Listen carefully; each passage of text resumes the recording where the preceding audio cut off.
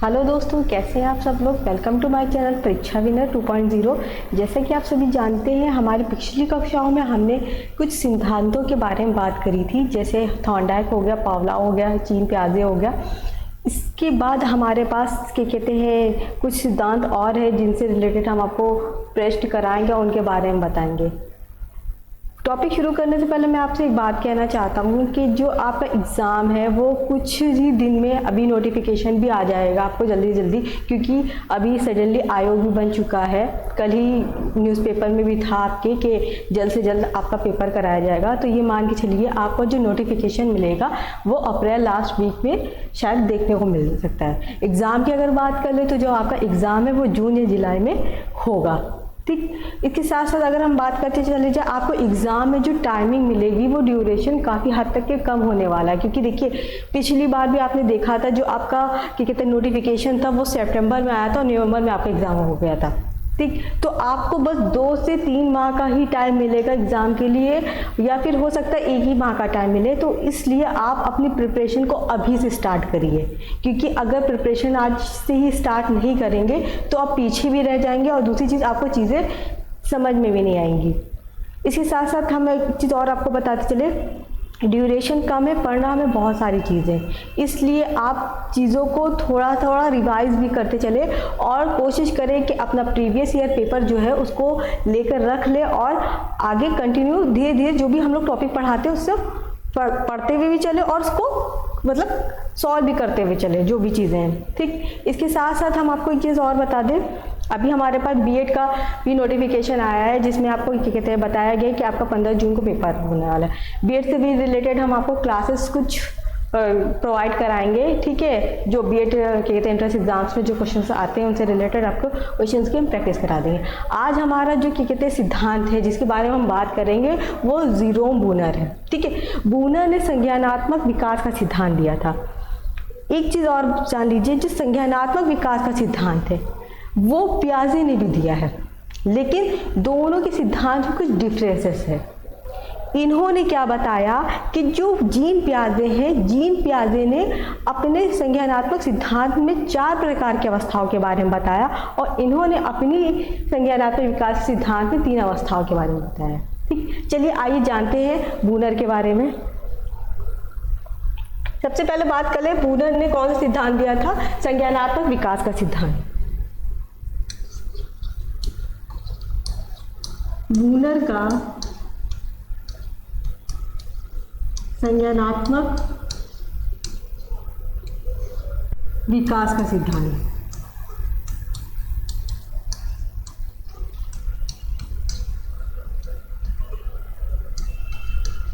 देखिए इनका जो ये सिद्धांत है वो पियाजे के सिद्धांत पर ही आधारित है, यानी पियाजे के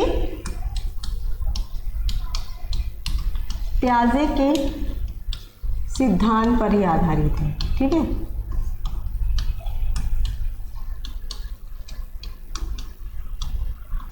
ठीक, पियाजे सिद्धांत पर आधारित है। जिस तरीके से पियाजे ने आपको कई अवस्थाओं के बारे में बताया है, पियाजे ने आपको 4 प्रकार की अवस्थाएं बताई थी, आपने हमारी पिछली कक्षाओं में देखा होगा। आप क्या कहते हैं, आप अगर आपने क्या कहते हैं नहीं इसको पढ़ा है तो आप डिस्क्रिप्शन में लिंक है उस पर जाके क्लिक करके आप हमारा पियाजे वाला जो टॉपिक है वो पढ़ सकते हैं, ठीक है। 4 प्रकार की अवस्थाएं बताई थी। पहली क्या थी, पूर्व संक्रियात्मक, दूसरी थी मूर्त संक्रियात्मक,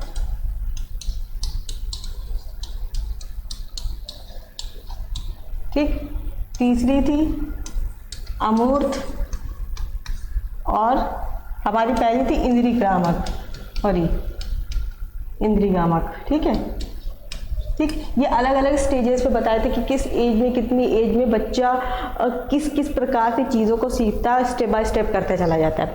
जिस प्रकार से पियाजे ने अपने बच्चों के ऊपर अध्ययन किया था, इन्होंने अध्ययन किसके ऊपर किया था, यानी प्रयोग किसके ऊपर किया था, अपने खुद के स्वयं के बच्चों के ऊपर 30 वर्षों तक के इन्होंने प्रयोग किया था, ठीक। आगे बात करते हैं अगर संज्ञानात्मक विकास का सिद्धांत बूनर ने क्यों दिया।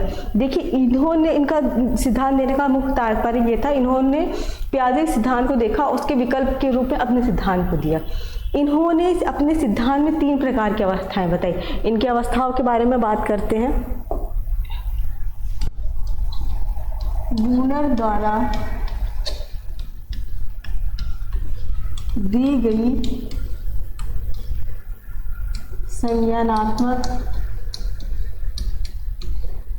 संज्ञानात्मक विकास की अवस्थाएं।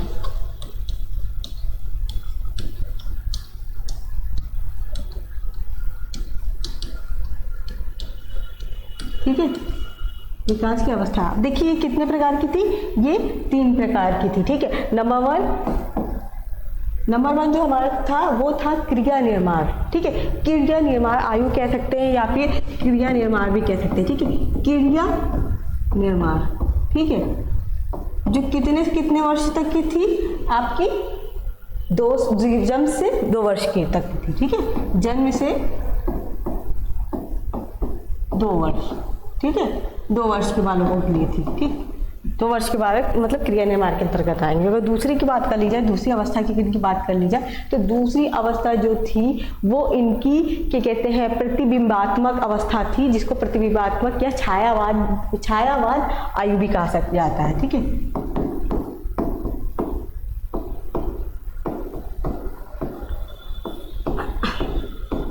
आयु। ठीक है, ये कितने से कितने वर्ष थी, 2 से 7 वर्ष, 7 वर्ष की आयु थी। ठीक है, लास्ट वाली थी सांकेतिक आयु। ठीक है, सांकेतिक आयु या चिन्ह आयु। ठीक है, संकेत या चिन्ह आयु। ठीक है, ये कितने से कितने वर्ष तक की थी, ये थी 7 से 15 वर्ष या 18 वर्ष, कितने वर्ष। ठीक है, अभी इतना कंफर्म नहीं है। ठीक है, ये आप मान चलिए 15-16 वर्ष तक यानी किशोरावस्था तक के इसको माना था। ठीक, जिस तरीके से देखिए आपने एक चीज़ देखा होगा, जिस तरीके से पियाजे का जो सिद्धांत है उसमें बताया गया था कि जो पहली अवस्था थी इंद्रियगामक, उसी तरीके से इन्होंने अपनी क्रिया निर्माण जो अवस्था है, ये क्रिया निर्माण आयु है, उसको भी इन्होंने जन्म से 2 वर्ष तक के रखा। क्यों रखा, देखिए जिस तरीके से पियाजे ने बताया था कि जो बच्चा होता है वो इंद्रियों के द्वारा सीखता है। ठीक है, क्रिया निर्माण के बारे में जानते हैं, क्रिया निर्माण आयु। ठीक है, इसके बारे में अगर बात करते हैं, देखिए ये ऐसी आयु है जिसपे बच्चा कुछ करता नहीं है, कोई एक्टिविटी मतलब खेलता कूदता नहीं है, वो अपने इंद्रियों के माध्यम से यानी अपने हाथों से, पैरों से, ठीक है, पैरों के माध्यम से क्या करता है, चीज़ों को करने की कोशिश करता है। यानी जब उसको भूख लगेगी तो क्या करेगा, वो रोएगा, चिल्लाएगा, ठीक है, हिनहिनाएगा, बहुत सारी एक्टिविटीज़ करता है। वो किस तरीके से करता है, अपने इंद्रियों के द्वारा। तो इस अवस्था में क्या होगा, इस अवस्था में बालक अपनी इंद्रियों को प्रयोग करके, जैसे आपने देखा होगा जीन्स पियाजे का जो कि कहते हैं सिद्धांत था, उसमें बताया गया था इंद्रियगामक या इंद्रियों के आधार पर बच्चा कार्य को करेगा। जब वो रोएगा या चिल्लाएगा तब उसको खाना दिया जाएगा। ठीक है, आगे अगर बात करते हैं क्रिया निर्माण के बारे में, तो ये अवस्था जन्म से 2 वर्ष तो है। इस अवस्था में इन्होंने क्या बताया, इस अवस्था में इन्होंने ये बताया कि बच्चा क्या करता है, घिसता है, रगड़ता है, मतलब जमीन के ऊपर रगड़ेगा और हंसेगा। ठीक है, इसमें हंसता है, ठीक है, हंसता, रोना, हंसना, ठीक, हंसना, रोना, चिल्लाना, ठीक, चिल्लाना इत्यादि प्रक्रिया करता रहता है। ठीक है, हंसेगा, रोएगा, चिल्लाएगा, ठीक है, अपने आप में, ठीक, अपने आप में ही वो क्रिया करे, उसको कोई सिखाता नहीं है। क्योंकि आप जब मैकडूगल का सिद्धांत दिया था तो 14 मूल प्रवृत्तियां उसमें बताई गई थी। ठीक है, 14 मूल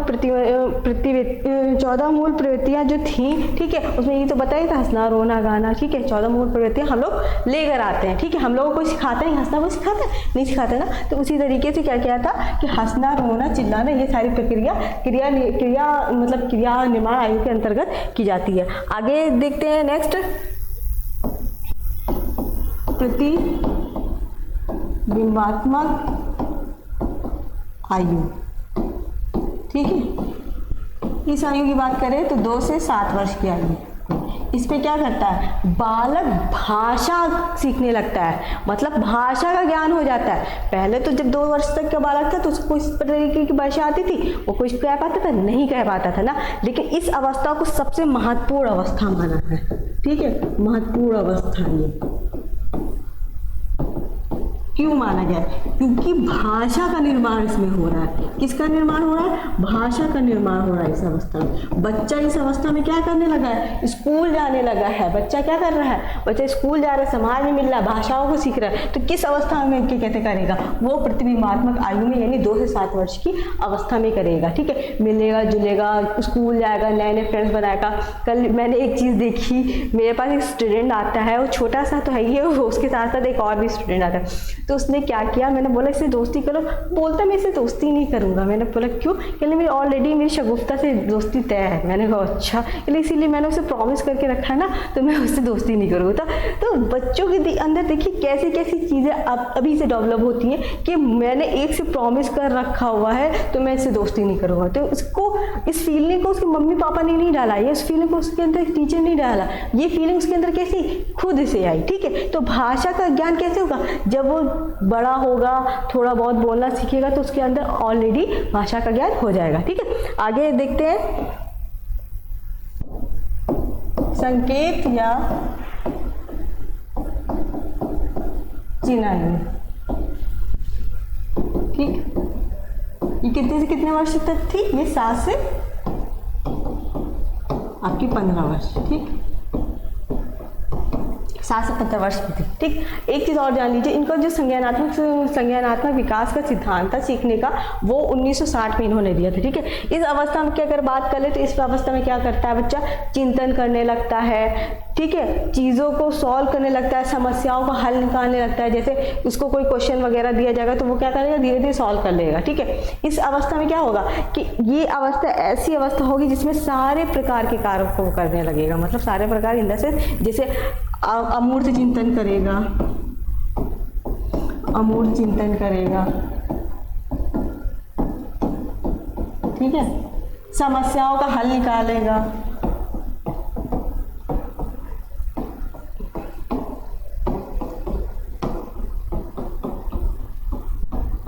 ठीक है, इत्यादि चीज़ें इस अवस्था में करने लगते हैं। ठीक, इनका सिद्धांत के एक बारे में एक चीज़ और जान लीजिए। देखिए जो इनका सिद्धांत है, ठीक, उसमें एक चीज़ ये बताई गई है कि जो पूर्व ज्ञान का अनुभव होता है, ठीक, जो पूर्व ज्ञान का अनुभव होता है उसके ही आधार पर क्या किया जाता है? जो नया ज्ञान होता है या नई विषय वस्तु होती है उसको अनुकूलित वातावरण के अकॉर्डिंग किया जाता है। ठीक है, मतलब इनका ये कहना था कि किसी भी अवस्था में किसी भी बालक को, ठीक है, ये ध्यान रखिएगा, इनका कहना था किसी भी अवस्था में,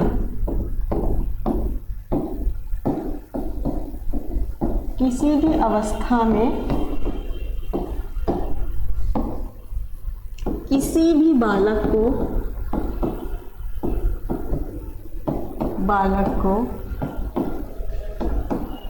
कुछ भी सिखाया जा सकता है। ठीक है, कुछ भी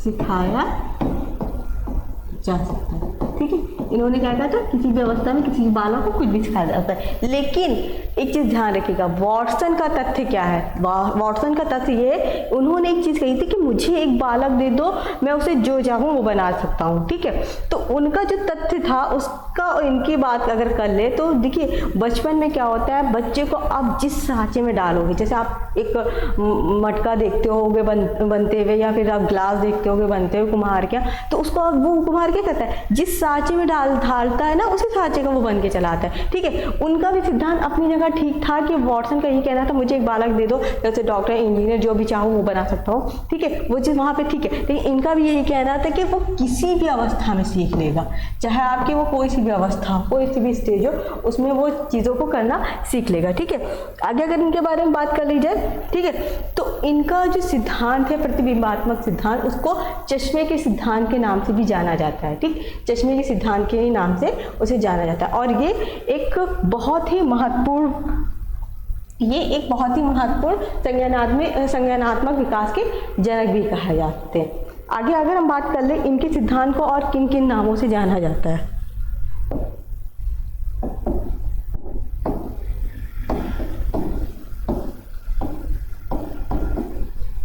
ठीक है, संरचनावाद का सिद्धांत,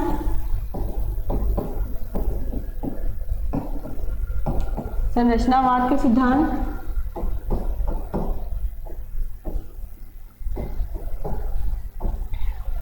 ठीक। और दूसरा अन्वेषण का सिद्धांत,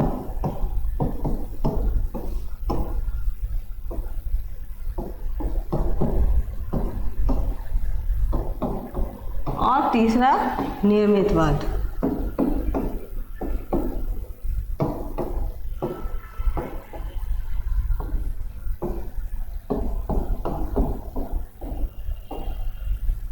ठीक है, निर्मितवाद।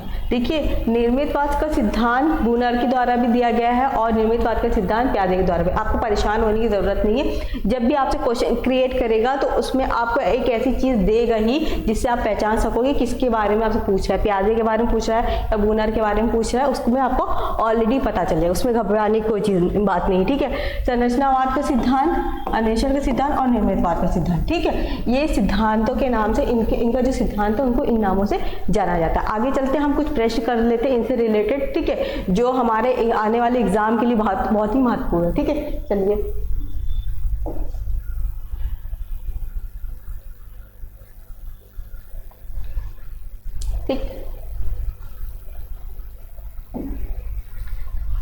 ठीक, पहला प्रश्न है, आधुनिक संज्ञानवादी मनोवैज्ञानिक किसे कहा जाता है? आधुनिक संज्ञानवादी मनोवैज्ञानिक किसे कहा जाता है? जोरेम, बूनर को, प्याजे को, एरिक्सन को और हल को, इनमें से किसे कहा जाता है? देखिए, अभी मैंने बात की थी कि इनको आधुनिक संज्ञानवादी मनोवैज्ञानिक भी कहा जाता है। ठीक है, लेकिन क्या कहते हैं, प्याजे ने कौन सा सिद्धांत दिया था? प्याजे ने भी निर्मितवाद का सिद्धांत दिया था, लेकिन आपसे क्वेश्चन जब करेगा तो उसमें ऑप्शन, जैसे मैंने अभी बताया, उसमें आपको ऑप्शन अपने तरीके से क्रिएट करके देगा। ठीक है, तो इसका राइट आंसर होगा बूनर। ठीक है, ऑप्शन नंबर 1 इसका राइट आंसर होगा।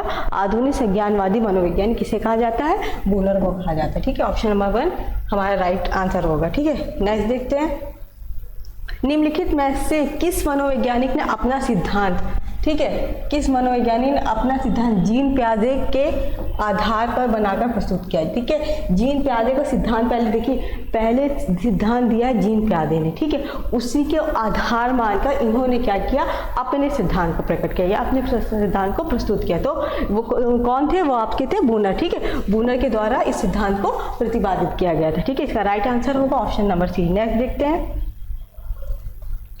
आयु की किसी भी पड़ाव पर बालक को कुछ भी सिखाया जाता है। अभी मैंने आपको बताया था, आयु कोई सी भी आयु हो, कोई सा भी पड़ाव हो, उसमें बालक को मतलब कुछ भी सिखाया जा सकता है। ठीक है, जैसे अभी मैंने आपको ये चीज़ बताई थी कि कुछ भी सिखाने इन द सेंस उसको किसी समस्या का हल सिखाना या फिर कोई भी ऐसा ज्ञान देना या फिर उसको नवीन ज्ञान से पुरानी चीज़ों को जोड़ना। मतलब उनका ये कहना था किसी भी आयु पे, कोई भी आयु, किसी भी तरीके की आयु हो, तो उस आयु में क्या करना है? उस आयु में आपको कुछ भी सिखाया जा सकता है, कोई भी अवस्था हो, उससे कितना मतलब नहीं है, लेकिन हाँ कि उस अवस्था में आप सब कुछ जान सकते हैं। उसी के बारे में बताया था बूनर ने। तो इसका राइट आंसर हो गया ऑप्शन नंबर बी, बूनर। जीन प्याजे के बारे में तो आप जानते हैं कि जीन प्याजे ने हमारे यहाँ जो अवस्थाएं दी हैं अपने सिद्धांत में। ठीक है, तो 4 प्रकार की अवस्थाएं दी और इनकी अवस्थाओं के बारे में अगर पूछता है तो इनकी अवस्थाएं थी 3 प्रकार की। ठीक है, इनकी अवस्थाएं कितने प्रकार की थी? 3 प्रकार की अवस्थाएं।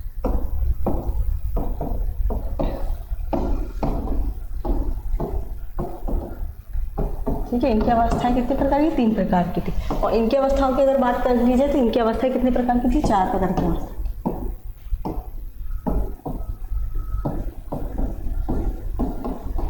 ठीक है, 4 प्रकार की अवस्था में।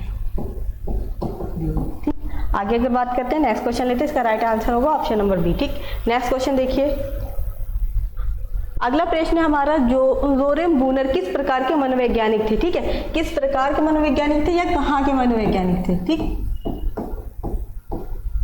कहाँ के मनोवैज्ञानिक थे? 2 चीजें एक ही। ठीक है, तो ये अमेरिका के मनोवैज्ञानिक थे। ठीक, अमेरिका के मनोवैज्ञानिक थे। ठीक है, जीन प्याजे की अगर बात कर ले, जीन प्याजे कहाँ के मनोवैज्ञानिक थे? जीन प्याजे आपका स्विट्जरलैंड के मनोवैज्ञानिक थे, स्विट्जरलैंड के मनोवैज्ञानिक। ठीक है, स्विट्जरलैंड के मनोवैज्ञानिक। ठीक, आगे देखते हैं नेक्स्ट पेज। तो इसका राइट आंसर होगा ऑप्शन नंबर बी, अमेरिका। ठीक है, नेक्स्ट क्वेश्चन देखते हैं, संप्रत्यय लब्धि प्रतिमान किसने प्रतिपादित किया था। ठीक है, अब मैं आपको एक चीज बताना भूल गई हूँ, संप्रत्यय लब्धि प्रतिमान जो प्रतिपादित किया था वो आपका बूनर के द्वारा प्रतिपादित किया गया था। ठीक है, ये आप चीज याद रखिएगा, संप्रत्यय लब्धि पूछता है कभी कभी आपसे, मतलब ज्यादातर नहीं पूछता, लेकिन हाँ सीटेट में अक्सर आपसे क्वेश्चन क्रिएट कर लेता है। यूपी टेट में भी कभी कधार आपसे क्वेश्चन करता है, वरना ज्यादातर आपका क्वेश्चन जीन प्यादे से ही उठाएगा। ठीक, आगे देखिए, इसका राइट आंसर होगा ऑप्शन नंबर ए। ठीक, नेक्स्ट, बूनर द्वारा दिए गए अधिगम के 3 प्रतिबिंबात्मक, देखिए जो इनकी तीसरी अवस्था है ये थोड़ा सा गलत हो गया है। ठीक, ये गलत हो गया है। ठीक है, ये गलत हो गया थोड़ा सा। ठीक है, जोरंग बूनर द्वारा दिए गए अधिगम की तीसरी, ठीक है, तीसरी जो अवस्था है प्रतिबिंबात्मक अवस्था की समय अवधि कितनी है ये बताई गई। ठीक है, समय अवधि के बारे में पूछा गया है, तो ठीक है इसकी समय अवधि मैंने बताई थी 0 से 3 वर्ष, 3 से 12 वर्ष, 12 से 18 वर्ष और 13 से 18 वर्ष। ठीक, तो इसका राइट आंसर होगा ऑप्शन नंबर बी। देखिए हमने आपको बताया था 2 से, ठीक है 2 से आपको मैंने बताया था 2 से 7 वर्ष।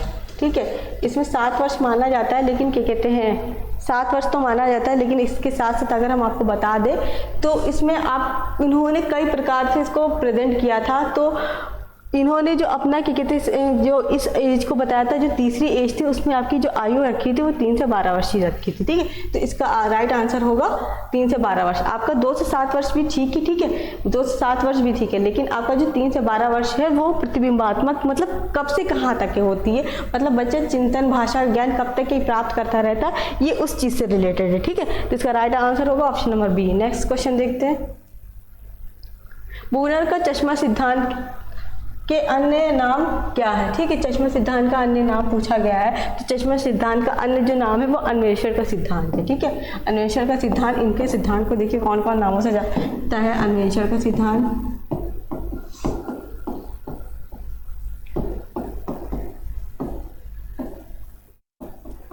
संरचना का सिद्धांत, संरचना का सिद्धांत, ठीक है संरचना का सिद्धांत और निर्मितवाद का सिद्धांत।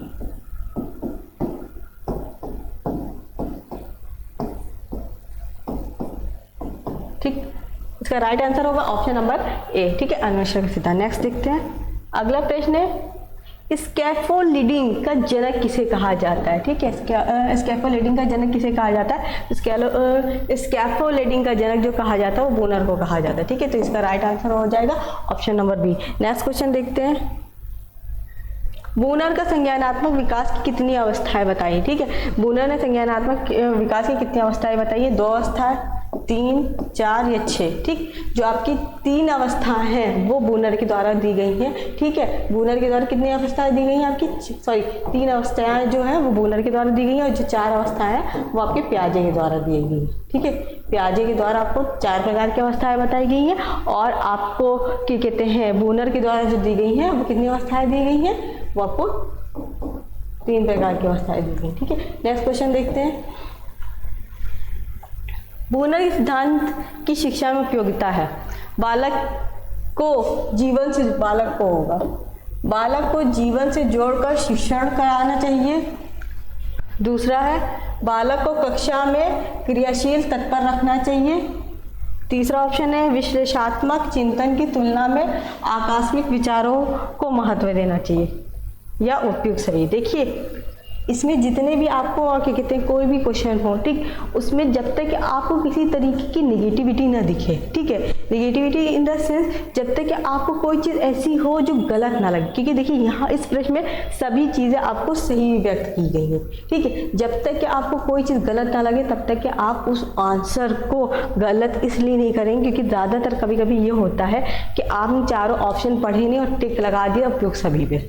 ऐसा नहीं करना है आपको क्या करना है, को प्रश्न को अच्छे से पढ़ना, अच्छे से समझना, उसके बाद आपको अपना उत्तर देना है, चाहे वो आपका कोई सा भी एग्ज़ाम हो। आपका क्या कहते हैं सीटेट में तो ऑनलाइन एग्ज़ाम होता है, लेकिन आपका जो यूपी टेट है वो ऑफलाइन एग्ज़ाम कराता है।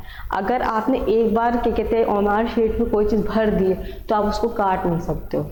ठीक, इसलिए बहुत आराम से धीरे धीरे अपनी चीज़ों को करिएगा और एक टाइम ड्यूरेशन बना लीजिए, अपना टाइम टेबल बना लीजिए, टाइम टेबल के अकॉर्डिंग ही पेपर अनसॉल्व पेपर आप उसको सॉल्व करिए। ठीक, आगे देखते हैं।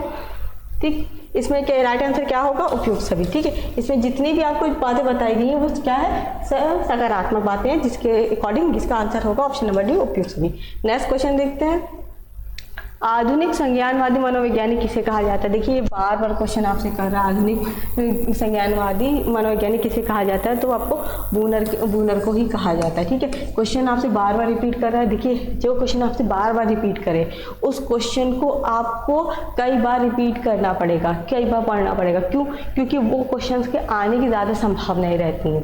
कभी कभी एग्जामिनर क्या करता है, प्रीवियस ईयर पेपर उठाता है और वो पूरा बना देता है। इससे पहले क्या किया गया था, लेकिन जो नवंबर में आपका पेपर लीक हो गया था उसके बाद जो आपका पेपर हुआ पूरा प्रीवियस ईयर से ही आया। ठीक है, जो बच्चे प्रीवियस ईयर पे पढ़े तो उन्होंने बहुत अच्छे से एग्ज़ाम को किया, लेकिन जो नहीं पढ़े तो उन्होंने वो नहीं कर पाए। ठीक, तो इसका इफेक्ट बहुत पड़ता है। आप प्रीवियस ईयर जब पेपर उठाओगे तो उसमें आपको कई सारे क्वेश्चन जो है वो आपको नए नए पैटर्न के, मतलब नए नए अकॉर्डिंग थोड़ा सा क्वेश्चन का वो फेरबदल कर लेते हैं, बाकी क्वेश्चन बिल्कुल सेम ही होता है, बस उसी के आधार पर ही प्रश्न कर लिया जाता है आपसे। तो आप कोशिश करिए कि चीज़ों को अच्छे से अच्छे करने की कोशिश करें। ठीक है, इसका राइट आंसर होगा ऑप्शन नंबर ए, बूनर। ठीक है, नेक्स्ट क्वेश्चन की बात करते हैं। बूनर ने संज्ञानात्मक विकास की प्रथम अवस्था कौन सी है। ठीक है, प्रतिबिंबात्मक अवस्था, क्रिया निर्माण अवस्था, प्रतीकात्मक अवस्था, उपयुक्त सभी। ठीक, उपयुक्त सभी। ठीक, ये अवस्था कितने से कितने वर्ष तक की थी आपको पता होगा, क्रिया निर्माण अवस्था। ठीक है, तो पहली अवस्था की अगर बारे में बात कर ली जाए तो पहली अवस्था जो हमारी थी वो क्रिया निर्माण अवस्था। क्रिया निर्माण अवस्था इंदर से क्रियाओं के द्वारा वो कर रहा है, मतलब अपनी इंद्रियों के द्वारा चीज़ों को करने की कोशिश कर रहा है। हंस रहा है, रो रहा है, गा रहा है, तो किसके द्वारा कर रहा है, ये अपनी क्रिया के द्वारा क्रिया एक्टिविटी करता है। क्योंकि देखिए जन्म से 2 वर्ष का बालक है, वो इससे ज़्यादा कुछ एक्टिविटी नहीं कर सकता। वो रो सकता है, हंस सकता है, चिल्ला सकता है, ज़ोर से चिल्ला सकता है, या फिर कभी कभी ये होता है जब वो 6 महीने के उपरांत हो जाता है, 6 महीने का हो जाता है तो बैठने लगता है और चीज़ों को धीरे धीरे समझने लगता है। आप जो लैंग्वेज बोलते हो उस लैंग्वेज को सीखने लगता है। ठीक है, तो वही सब चीज़ें हैं जो आपको क्या कहते हैं, चीज़ों को समझने। मनोविज्ञान कोई बहुत बड़ी चीज़ नहीं, मनोविज्ञान एक ऐसी चीज़ है जिसको आपको समझना है। अगर आपने इस चीज़ को समझ लिया तो इस चीज़ को आपको करने में कोई दिक्कत नहीं रहेगी। ठीक, प्रश्न को अच्छे से समझिए, समझने के बाद ही आंसर दीजिए आप। ठीक, एक प्रश्न को अगर आपका क्या कहते हैं कोई भी प्रश्न आ रहा है, एक प्रश्न को कम से कम आधा मिनट ज़रूर दीजिए, उसे पढ़िए, उसको देखिए, उसको सुनिए, उसको समझिए कि प्रश्न आपसे पूछ क्या रहा है। जब तक कि आप प्रश्नों को समझोगे नहीं तब तक कि आप चीज़ों को अच्छी ढंग से नहीं कर पाओगे, क्योंकि प्रश्न में ही उत्तर छिपा होता है। ठीक, आज के लिए हमारी क्लास इतनी ही। नेक्स्ट टर्म पे हम आपके लिए एक और सिद्धांत के बारे में आप कुछ चीज़ें और बताएंगे और उनसे रिलेटेड प्रश्न कराएंगे। हमारा ही ऑफलाइन भी क्लासेस स्टार्टेड है जिसमें आप लोग क्या कहते हैं एडमिशन ले सकते हैं। ठीक है, टाइमिंग वगैरह ड्यूरेशन आपको क्या कहते हैं यहाँ आकर पता चल जाएंगी। और इसके साथ साथ हम आपको एक चीज़ बात बता दें, नोटिफिकेशन आने में आपको ज़्यादा अब टाइम नहीं रह गया है, जल्दी से जल्दी आपका नोटिफिकेशन आएगा और जल्दी से जल्दी आपका एग्ज़ाम कराया जाएगा। इसके साथ साथ आपको सुपर टेट की भी प्रिपरेशन कराई जाएगी। ठीक है, एक चीज़ हम आपको बता दें, यूपी टेट का नोटिफिकेशन जो होगा, ठीक है, वो ये मान के चलिए अप्रैल लास्ट वीक में आएगा। ठीक है, ठीक, अप्रैल लास्ट वीक तक क्या आ जाएगा ये मान के चलिए। एग्ज़ाम की अगर बात कर ली जाए तो एग्ज़ाम आपका जो होगा वो जून तक ही करा दिया जाएगा, जून या जुलाई। ठीक है, इनमें आपका एग्ज़ाम हो जाएगा। इसके साथ साथ एक चीज़ और बता दें, इस वर्ष सुनने में आ रहा है कि आपको यूपी टेट के साथ साथ ठीक है सुपर टेट भी आपको देखने को मिलेगा। सुपर टेट भी आपको देखने को मिलेगा और अच्छी खासी वैकेंसीज मिलेंगी इसमें आपको। 15,000 से अब सुनने में आ रहा था कि 15,000 से अब आपको इसमें क्या कहते हैं वैकेंसीज देखने को मिल सकती है। ठीक है, इसमें कितनी वैकेंसीज आपको 15,000 अब वैकेंसी देखने को मिल सकती है आयोग द्वारा। ठीक है, नए आयोग का गठन किया जा चुका है। ठीक है, चीज़ें अभी जो होंगी वो बहुत जल्दी जल्दी होंगी, क्योंकि देखिए अगर यूपी टेट में आपको 1 मंथ या 2 मंथ का ड्यूरेशन मिल रहा है तो आपको सुपर टेट में सिर्फ ओनली 1 मंथ का ही ड्यूरेशन मिलेगा। इसलिए चीज़ों को, दोनों चीज़ों को साथ में तैयार करते चलिए। ठीक है, आज की क्लास के लिए इतना ही। नेक्स्ट टाइम पे हम आपसे फिर से मिलेंगे और कुछ चीज़ों के बारे में डिस्कस करेंगे जो भी आपसे एग्ज़ाम से रिलेटेड होंगी। इसके साथ साथ हम आपको कुछ चीज़ें और क्या कहते हैं PDF के भी माध्यम से प्रोवाइड कराते रहेंगे। अगर आप हमारे टेलीग्राम पे नहीं ज्वाइन है तो आप ज्वाइन हो जाइए और चैनल को लाइक करिए, सब्सक्राइब करिए और क्या कहते हैं चीज़ों को अच्छे से पढ़िए और इन्जॉय करिए। Okay, thank you so much class.